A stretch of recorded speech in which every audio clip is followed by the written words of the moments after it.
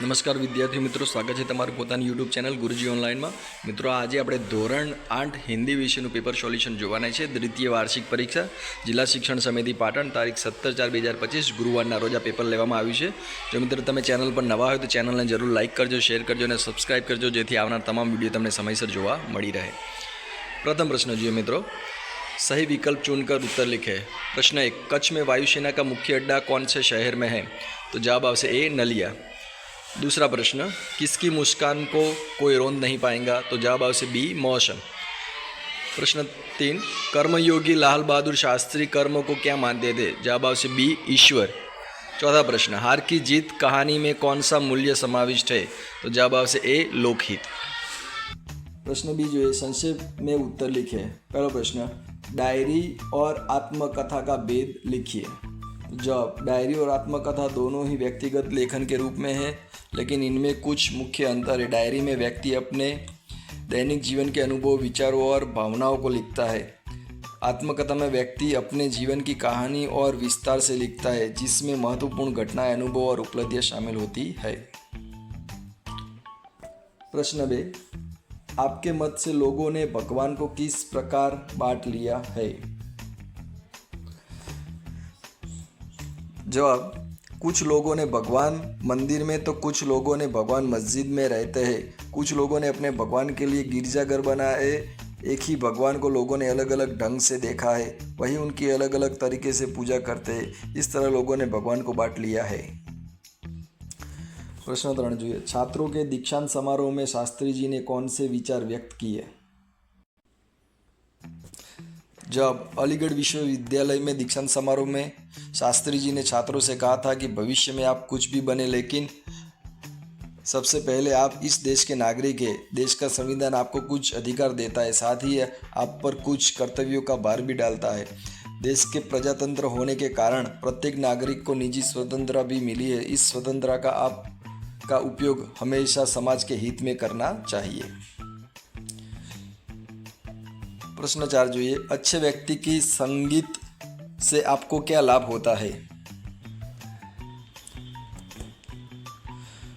तो जवाब, अच्छे व्यक्ति की संगत से मैं अपनी बुरी आदत छोड़ सकूंगा, मेरे चरित्र अच्छा बनेगा, मेरे विचार अच्छे बनेंगे, मेरी बुद्धि अच्छी बनेगी, मैं समय का सदुपयोग करूंगा.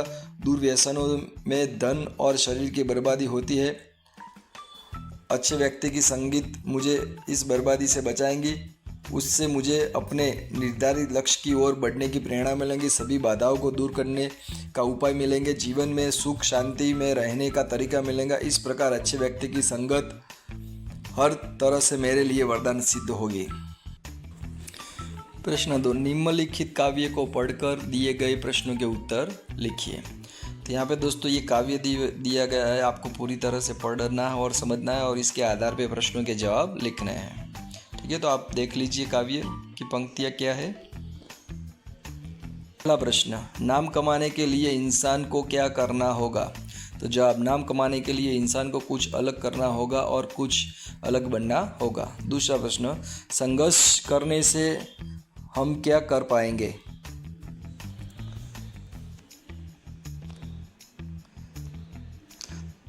तो जवाब, संघर्ष करने से हम अपने सपनों को साकार कर पाएंगे. तीसरा प्रश्न, मुश्किल आने पर हमें क्या करना है? जवाब, मुश्किल आने पर हमें हार नहीं माननी है, बल्कि बार बार गिरकर भी उठ खड़े होना है. प्रश्न 4, सपनों का आसमान कैसा है? तो जवाब, सपनों का आसमान ऊंचा है. प्रश्न 5, कविता का योग्य शीर्षक लिखिए. कविता का योग्य शीर्षक हो सकता है सपनों की उड़ान या कुछ अलग कर दिखा. प्रश्न 3, रूपरेखा के आधार पर कहानी लिखिए. ठीक है, यहाँ पे दोस्तों कई शब्द दिए गए हैं, उस आधार पे आपको कहानी लिखनी है. जैसे कि एक निर्दयी राजा, गुलाम को दंड, गुलाम का जंगल में भाग जाना, सिंह से भेंट, सिंह के पैर पर कांटा निकालना, मित्रता, गुलाम की गिरफ्तारी. ये सभी शब्दों का इस्तेमाल करके आपको अपने शब्दों में ये कहानी लिखनी है. हमने यहाँ पे लिखी है, उससे अलग भी आपकी कहानी हो सकती है, आप अपने शब्दों में भी लिख सकते हैं. तो चलिए कहानी देखते हैं.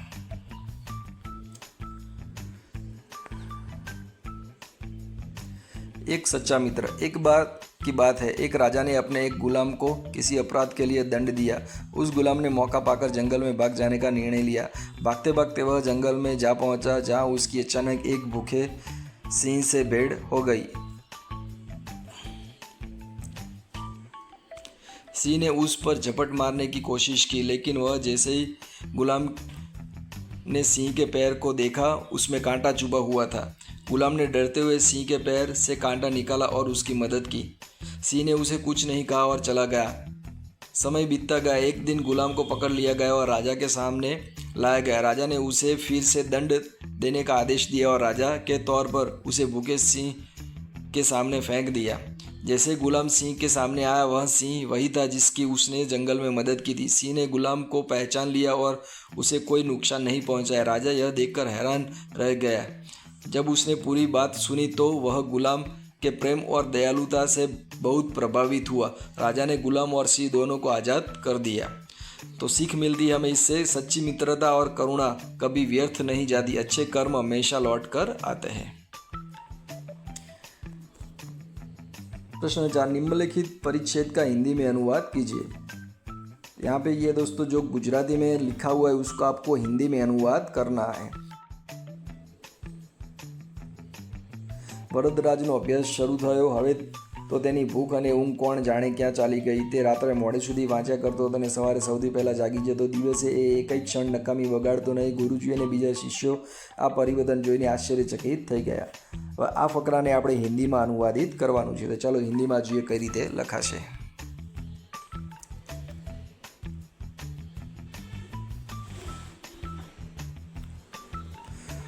वरदराजा ने पढ़ाई शुरू कर दी। अब तो उसकी भूख और नींद पता नहीं कहाँ चली गई। वह रात देर तक पढ़ाई करता और सुबह सबसे पहले जाग जाता।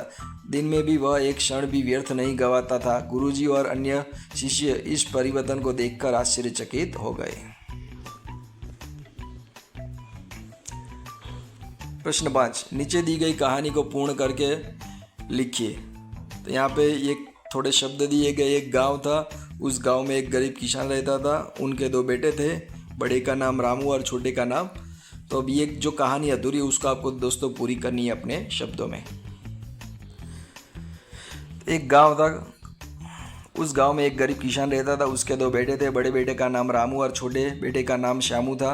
किसान बहुत मेहनती था और अपने बेटों को भी मेहनत करने की सलाह देता रहता था। रामू अपने पिता की बात मानता था और हर काम में उनकी मदद करता था। वह सुबह जल्दी उठकर खेतों का काम करता और पढ़ाई भी करता। दूसरी ओर श्यामू काम से बचता था और पूरे दिन खेलता रहता था। एक दिन किसान बीमार पड़ गया। उसने दोनों बेटों को पास बुलाकर कहा, बेटा अब खेत की देखभाल तुम दोनों को करनी है। रामू ने तुरंत काम संभाल लिया, लेकिन श्यामू ने टालम मटोल करना शुरू कर दिया। धीरे धीरे श्यामू को समझ में आया कि अगर वह ऐसे ही करता रहेगा तो खेत की हालत बिगड़ जाएगी। फिर उसने भी मेहनत शुरू की। दोनों भाइयों ने मिलकर खेत में खूब मेहनत की और अच्छी फसल उगाई। किसान यह देखकर बहुत खुश हुआ। तो इससे हमें यह शिक्षा मिलती है दोस्तों कि मेहनत और मिलजुल कर काम करने से सफलता मिलती है। इस कहानी को दोस्तों आप अपने शब्दों में भी लिख सकते हैं।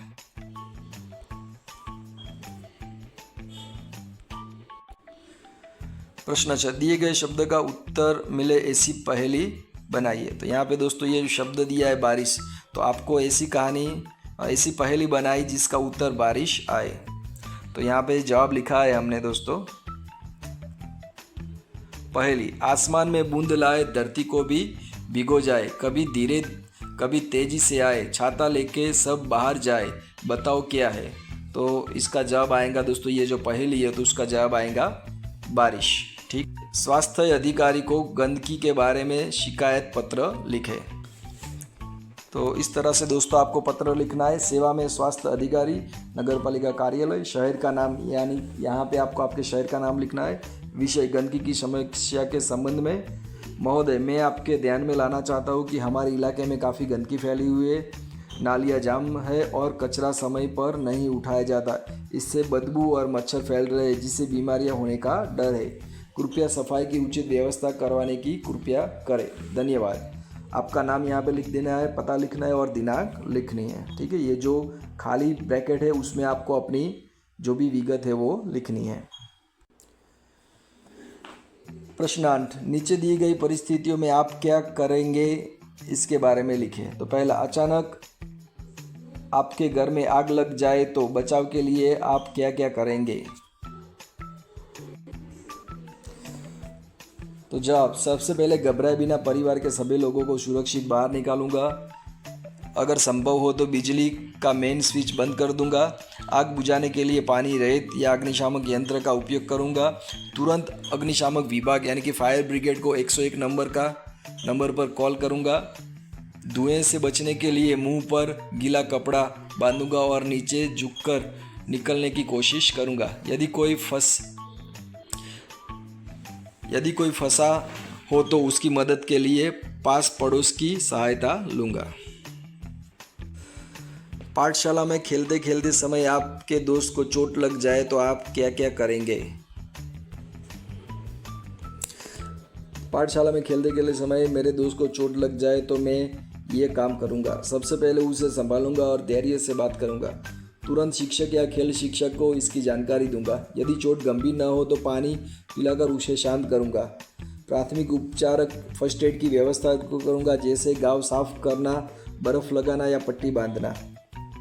यदि चोट गंभीर हो तो स्कूल के माध्यम से एम्बुलेंस 108 बुलवाकर अस्पताल ले जाने की व्यवस्था करूंगा। उसके माता पिता को तुरंत सूचना दिलाऊंगा। इस तरह सतर्कता और समझदारी से मैं अपने दोस्त की मदद करूंगा। प्रश्न 9, निम्नलिखित शब्दों का समानार्थी शब्द देकर वाक्य में प्रयोग कीजिए। पहला, जवार, तो समानार्थी शब्द है समुद्री लहर। इसका वाक्य इस तरह बनेगा, समुद्र में तेज जवार आने के कारण मछुआरे नाव लेकर नहीं निकले। दूसरा, नेकी, समानार्थी शब्द भलाई। इसका वाक्य, नेकी करने वाला व्यक्ति सबका सम्मान पाता है। ब, निम्नलिखित शब्द का विरोध शब्द देकर वाक्य में प्रयोग कीजिए। तो पहलू, कुख्यात, तो उसका विरोधी शब्द बनेगा सुप्रसिद्ध। वाक्य से बनेगा, गांधी जी एक सुप्रसिद्ध नेता थे जबकि अपराधी कुख्यात कहलाता है।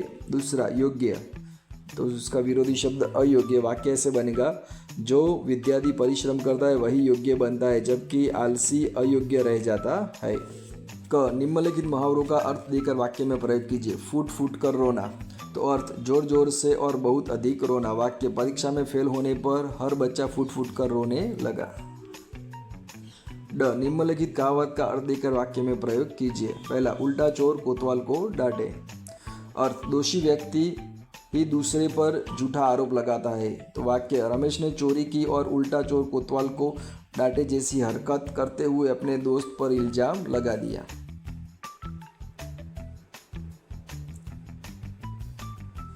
प्रश्न 10, दिए गए शब्दों का शब्दकोश के क्रम में लिखें। तो पहलू, कुबेर, कमल, कंचन, कावेरी। तो शब्दकोश के क्रम में कमल, कंचन, कावेरी, कुबेर। दूसरा, दरवाजा, अवगुण, अनुवाद, लेखक। तो पहला, अवगुण, अनुवाद, लेखक और दरवाजा। तीसरा, रहमत, नाविक, आफत, मालिक। तो उसका शब्दकोश में इस तरह जवाब आएगा, आफत, नाविक, मालिक, रहमत। चौथा, दिशा, दूर, दंगल, दया। तो उसका जवाब आएगा, दंगल, दिशा, दया, दूर। 13 प्रश्न, नीचे दिए गए वाक्यों में से रेखांकित शब्दों के विशेषण बनाइए। तो पहला, ब्रिजेश भाई की ईमानदारी से सारा नगर परिचित है। तो ईमानदारी, तो उसका विशेषण बनेगा ईमानदार। दूसरा, लक्ष्मीबाई वीरतापूर्ण लड़ी। तो उसका विशेषण बनेगा वीर। तीसरा, दूसरों की बुराई करना पाप है।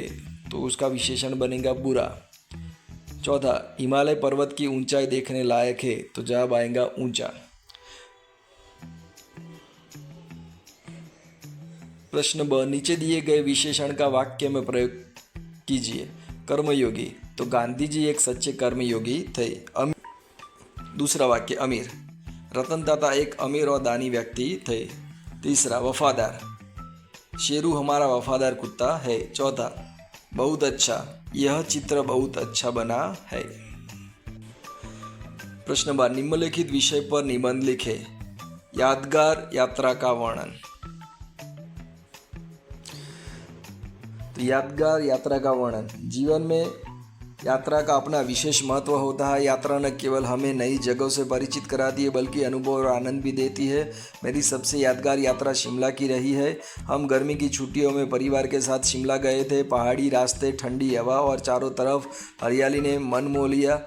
जैसे ही हम शिमला पहुँचे वहाँ की सुंदरता देखकर मन प्रसन्न हो गया। हमने कुफरी मॉल रोड और जाखू मंदिर जैसे स्थानों की सैर की। वहाँ का मौसम ठंडा और सुहाना था। हमने बर्फ से खेला और खूब तस्वीरें खींची।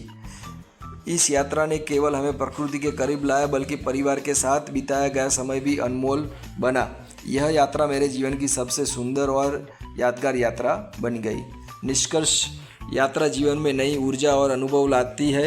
शिमला की यह यात्रा मेरे लिए हमेशा एक मधुर स्मृति बनी रहेंगी। तो मित्रों, આજનો વિડીયો અહીં પૂરો થાય છે। આશા રાખે છે કે વિડીયો તમને ગમ્યો છે। જો વિડીયો ગમ્યો હોય મિત્રો તો ચેનલને જરૂર લાઇક કરજો, શેર કરજો અને સબસ્ક્રાઈબ કરજો, જેથી આવનાર તમામ વિડીયો તમને સમયસર જોવા મળી રહે। તો મળીએ ફરી એક નવા વિડીયોમાં મિત્રો। ત્યાં સુધી રજા આપો મને। જય હિન્દ, જય ભારત।